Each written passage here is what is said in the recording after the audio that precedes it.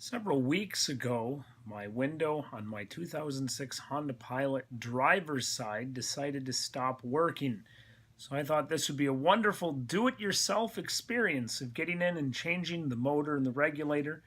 Now, I have done this before on a Ford Windstar, but never on the Honda Pilot, so I thought it was going to be relatively simple. But as the following video is going to show you, this job was crud. Tonight we get the joy of working on a 2006 Honda Pilot. My driver's side window is no longer working. I suspect that it's actually the motor of the window. As you can see, the car is on, and when you hit the button, the window does not roll down at all. So we're going to take the door panel off and see what we can find. The only tools I think we're going to need for this is a razor blade, a Phillips screwdriver, and a flat-headed screwdriver. And the goal is that we need to take this door panel off. And we need to remove this piece right here, which should just pop and click right out. We need to remove the gadget panel right here. We need to probably take this light out just to conserve on the battery, and then there is a little screw hole right back there that we need to get as well. And lastly, we'll need to work our way around the door handle right here. So let's begin doing that. So as you can see, this panel right here just pulls out and unclips all the way around. And you can set that to the side. And then you see here that the mirror has a harness that you want to take off, and you just squeeze the sides there and you get that off. Same as with this control, you just come up behind it and you pull it up, and it should unsnap all the way around. And then I believe there will be several harnesses back here, and yes, there are. And again, you just squeeze the sides of the harnesses and they should pull right out. So you can see the little squeeze part right there. So we're going to do that now. All right, now that we have taken that off and disconnected the three harnesses, we can put this to the side as well. And now if we want to scoot down here and grab this screw in there, and we'll get that next. We're able to get that little screw out of there. It's right here. It is a Phillips head, and we can set that to the side. And now I also see that there's another screw there that will have to come out in order to get this door panel off. Alright, well, we took that screw out and it looked like we didn't get everything, and that is because there is a plate back behind the handle that needs to be popped out with a flat-headed screwdriver. You see the little indent there at the top, and should be able to get a couple more screws out. And sure enough, we took that plate off back there, and it looks that there are two more Phillips screws that need to be taken out, so we'll take those out next. We got those two screws taken out right there. And so we're going to try and pop this. Should just be clamped in there. And we will try to pop this out now.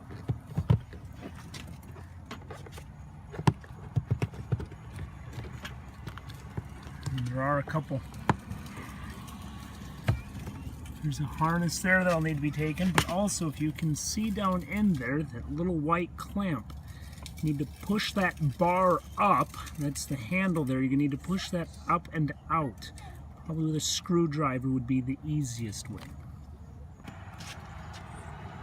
Okay, so we were able to take this off. You can see what it looks like here. And it slides off just like that, and that harness just had one clamp to push in and then pull out. So now we have the door handle off, and at this time should be able to get the panel off here. And indeed, it looks like we have all the screws. So now what you do is you just want to pull this off gently. It's clasped in, but should pop out with just a little force being applied to it. And once you have it off, then you see that there's another harness down there that needs to be taken out. And as you can see, we now have the door panel off. So we're going to set that to the side. Now you see we have this plastic here that needs to come off. As you take it off, it should just peel right back after you pop a couple clamps. Now be careful not to stretch it or to pull it too hard, and that's why a razor blade is going to come in handy just to slowly cut along the edge here so you can peel this up. See, we're pulling this back now. And as you'll see, that speaker needs to come out of there, right there with those screws, Phillip heads again, as does that box right there. So we have that off. What I'd like to do now is actually plug this back in. Now again, I'm believing it's a faulty motor. Now that I can get at the motor itself, I'm going to try plugging this in and tapping it and seeing if that helps the window go down. So I've got it plugged back in. I plugged just the brown one and the blue one back in. Now we're going to see if the window goes down. You can hear a click, but it's not. So we'll just this light tap and see if that did it. Alright.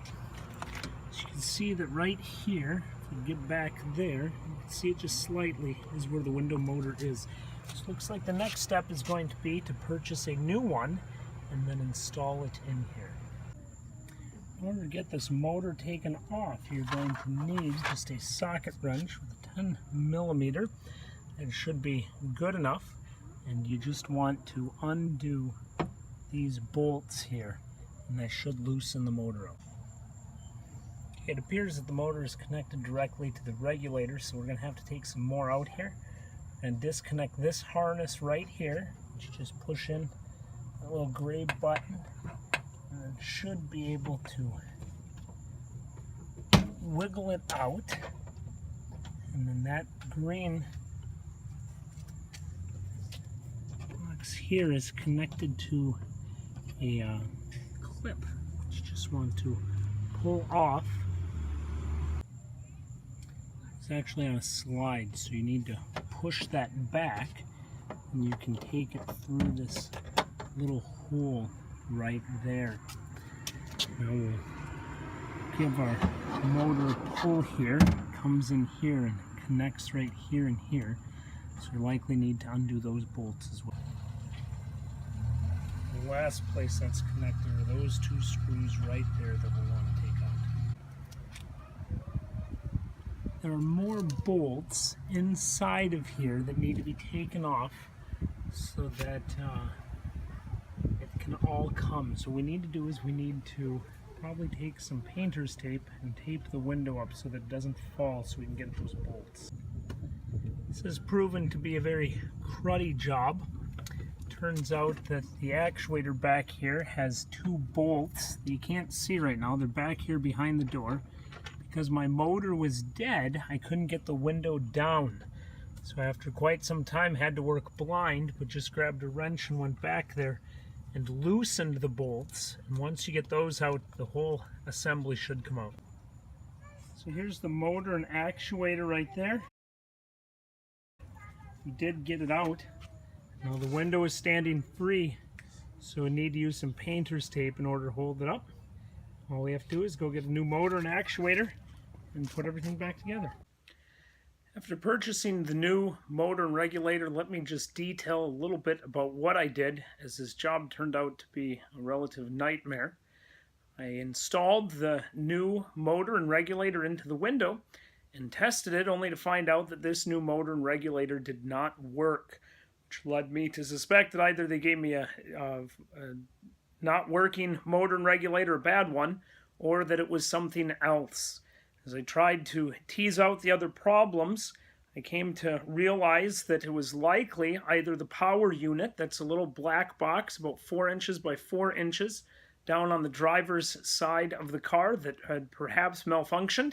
Though upon looking things up for that, I did read that Honda said that those rarely fail. So I'm not sure what was going on there.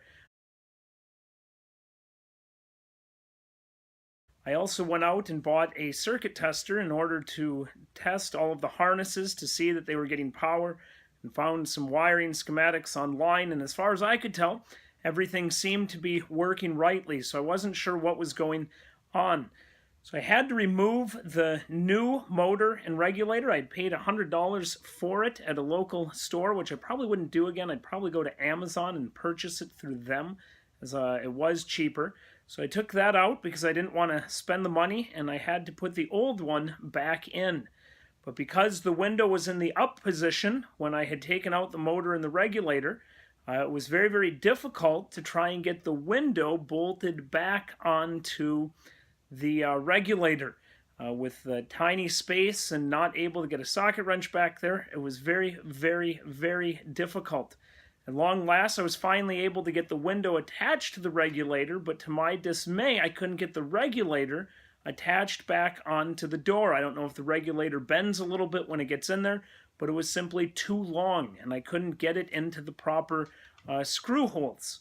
So that left me in quite the predicament, and what I ended up doing is I hooked the old window motor directly up to the battery. This was to achieve two things. The first was to make sure that it wasn't the motor. If hooking up directly to the battery, if the motor was able to go up and down, or the regulator was, then it wasn't the battery problem. But it also allowed me to lower the window placement so that I could get at it easier.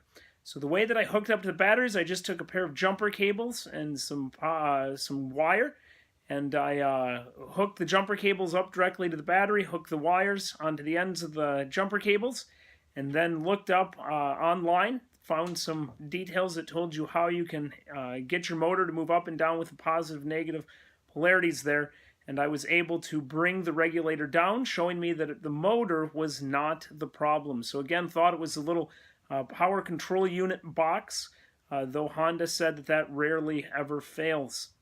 So once I was able to get the regulator back down, I was then able to screw the window back into the regulator and get the regulator screwed back into the door panel. And then, still connected to the battery, I was able to raise the window all the way up. And I thought, well, I'll just work with a broken window, not have the opportunity to roll it down anymore. This was a pain. But somewhere in there, something else happened, and I tripped something, and my car alarm continued to go off, and had a lot of difficulty with that. Couldn't figure out why, couldn't get it reset. Every time I tried to start the car, every time I opened a door, the alarm would sound, so I had to pull the fuse for the horn so that neighbors didn't have to hear my blaring and blasting horn continually, and trying to figure out what was going on with that. So after all of this, I finally decided I just want to be done with this whole thing. This was a very cruddy job for a beginner, so I put everything back the way that it was, hooked everything up in the way that it was supposed to go, and put the panel back on, put all the nuts and the bolts back in, only to finish it all up and realize that everything was in working order, including my window, at least for the time being. So I'm not sure what happened there. Again, it was a very cruddy job for beginners. I wouldn't recommend this job unless you know for certain that it is the motor and the regulator. That was all pretty easy. Everything else made this a very, very difficult job. Fortunately, I was able to return the new motor and regulator, so this project didn't cost me anything except many hours of tireless labor. Well, this is another video for Crud for Beginners.